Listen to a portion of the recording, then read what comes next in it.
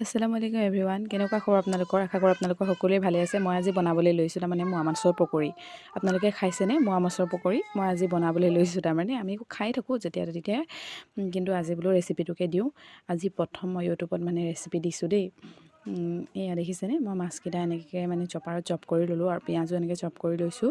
তাৰপিছতে এয়া দেখিছেনে, মই মাছখিনি এনেকৈ চপ কৰি ল'লোঁ, মানে অকণমান ডখৰ ডখৰ হৈ থাকিলে খাবলৈও ভাল লাগে।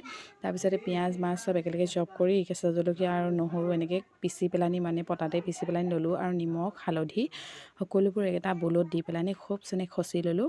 মানে যেতিয়ালৈকে মানে মিহলি হৈ নাযায়, গোটেইখিনি মিহলি হৈ গ'লেহে খাই ভাল লাগিব, নহয়নে? গোটেইখিনি মই এনেকৈ মিহলি কৰি ল'লোঁ। অলপমান দেৰি লাগিব, অলপমান দেৰিলৈকে মঠিব লাগিব। খুব মানে এনেকৈ কৈ মই মঠি ল'লোঁ। মঠি লৈ পেলানি এয়া দেখিছেনে কিমান ধুনীয়া হৈ আহিছে। গোন্ধ যে ইমানেই ধুনীয়া ওলাইছে, মানে কি ক'ম গাইছ।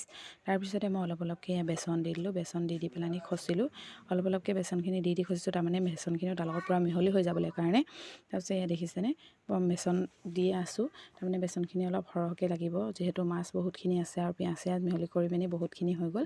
তাৰপিছত এয়া মই গোটেই বেচন চেচন দি পেলানি পূৰা খচি দিছোঁ। তাৰপিছত অলপমানকৈ পানী দি দিছোঁ, যিহেতু মাছটো শুকান আছিলে নহয়নে। পিঁয়াজখিনি পানীটোতহে অকণমান মানে খচিছিলোঁ, সেইকাৰণে আৰু অলপমান পানী দি পেলানি মই খচি দিলোঁ। খচি পেলানি অলপমান দেৰি মানে খচিম আৰু খচি পেলানি তাৰপিছতে মই অকণমান দেৰি ঢাকি থৈ দিম। তাৰপিছত অকণ কম হৈ গৈছিলে, মই অকণ দি দিলোঁ। আপোনালোকে মানে যেনেকৈ পাৰে তেনেকৈ ভালকৈ খচি ল'ব।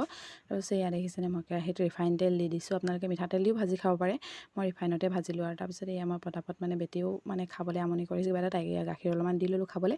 তাৰপিছত এয়া দেখিছেনে মোৰ পকৰি ৰেডি হৈ গ'ল। অলপ অলপকৈ মানে দিব অকণমানি অকণমানিকৈ, খাই খুব ভাল লাগিব, কৰকৰীয়া হৈ যায় একেবাৰে। এয়া দেখিছেনে ইমানেই ধুনীয়া হ'ল দেখিবলৈ, খালি কালাৰটো অকণ বেলেগ হৈ যায় দেই। তাৰপিছত এয়া মই এটা টেষ্ট কৰি চাইছোঁ, খাই পেলানি মানে ভাল লাগিলে খাই, একদম মানে বহুত ভাল লাগিছে খাবলৈ। যিহেতু বেচন চেচন দি বনাইছিলোঁ, আনকালেও বনাওঁ, খাই ভাল লাগে। কিন্তু আপোনালোকক ৰেচিপি দিয়া নাছিলোঁ, আজি দিলোঁ। মই আবাক ভাতৰ লগতো দিছোঁ। Bye bye.